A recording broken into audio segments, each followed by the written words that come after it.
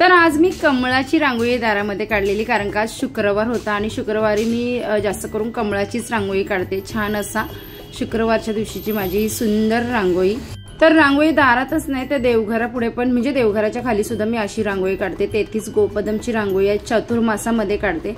त्यानंतर इथे श्रीयालच्या हातामध्ये भेटलेला त्याच्या आजी आजोबांचा फोटो, तर मी क्लिनिंग करायला हार घालायला घेतलेला आणि श्रीयालने हा फोटो घेऊन थोडा वेळ होता, मग मी फोटो वगैरे घेतला, हार वगैरे घालून नंतर मी इथे पूजा करायला घेतली। आज आहे शुक्रवार, माझा वैभवलक्ष्मी मातेचा वार, तर आज ना मला पूजा कुंचमचीच करायची होती, त्यामुळे मी आज ना छान अशी तयारी केलेली मस्तपैकी। आणि आज आहे नवरात्री उत्सवाचा 5वा दिवस। सुंदर अशी साडी नेसलेली, हिरवा कलर होता, स्वतः हिरवे वस्त्र घातलेले आणि देवीला सुद्धा हिरवी ओढणी ओढवलेली आणि आजची पूजा मांडणी करून घेतलेली। कुंचम सेवेची तयारी इथे केलेली, कारण का आज फक्त कुंचम सेवा करणार आहे। मातेची मूर्ती मी घटावर बसवलेली आणि इथे श्रीयालची नाटकं तुम्ही बघा।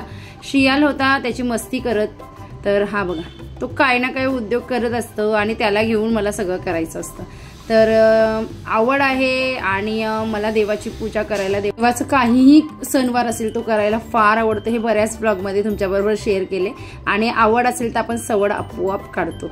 इथे माझी कुंचमची सेवा मी करायला घेतलेली। धनलक्ष्मी कुंचम हा मी पौर्णिमेला पुजते, साधारण 5-6 पौर्णिमा झाल्या असतील आणि माझं श्रावणपासून व्रत चालू असतो वैभवलक्ष्मी मातेचा, तर आता शुक्रवारी सुद्धा करते मी सेवा। तर कुंचममध्ये जे जे काही लक्ष्मी मातेला प्रिय असं वस्तू आहेत त्या घालायच्या असतात आणि त्याच्यावर तांदूळ घालायचे असतात आणि केसर सुद्धा लक्ष्मी मातेला फार प्रिय आहे। हा केसर मी अगोदर सुद्धा सांगितलं तुम्हाला, जैन मंदिरामध्ये ना खरंच ओरिजिनल केसर मिळतो आणि मला वाटतं एव्हरेस्टचा केसर सुद्धा चांगला असतो। बाकी ना काय करतात, मक्याचे केस असतात ना त्याला कलर लावून खोटा केसर आपल्याला स्वस्तमध्ये कुठे मिळत असेल तर तो असतो, तो मक्याच्या केसांचा। इथे माझी छान लक्ष्मी मातेची सेवा झालेली, महालक्ष्मी अष्टकम त्याचबरोबर श्री सुक्तम ह्याचं पठण केलं। आज खूप सुंदर सेवा झालेली, आजचा दिवस खूप सुंदर होता माझ्यासाठी। आणि सेवा झाल्याच्या नंतर मी महालक्ष्मी मातेचं मंत्र जप केलं मनापासून आणि ह्या व्हिडिओ बनवते कोण माहिती का, माझी मुलगी श्रावणी।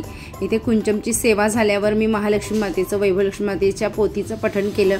त्याचबरोबर मी कुंचम घेतल्यानं त्यांच्याकडनं हे पुस्तक मला मिळालेले, त्याचं वाचन केलं। आज ललिता पंचमी होती तर ललिता स्तोत्र वाचलं, आरती वगैरे अगोदरच केलेली। नंतर जेवणाचं नैवेद्य दाखवलं, खीर बनवलेली नैवेद्यामध्ये आणि सेवा पूजा झाल्यावर मला सुद्धा भूक लागलेली, त्यामुळे मी जेवून घेतलं आणि आता भेटते तुम्हाला नेक्स्ट ब्लॉगमध्ये। तर चला बाय, भूक लागले खूप, जेवून घेते, बाय।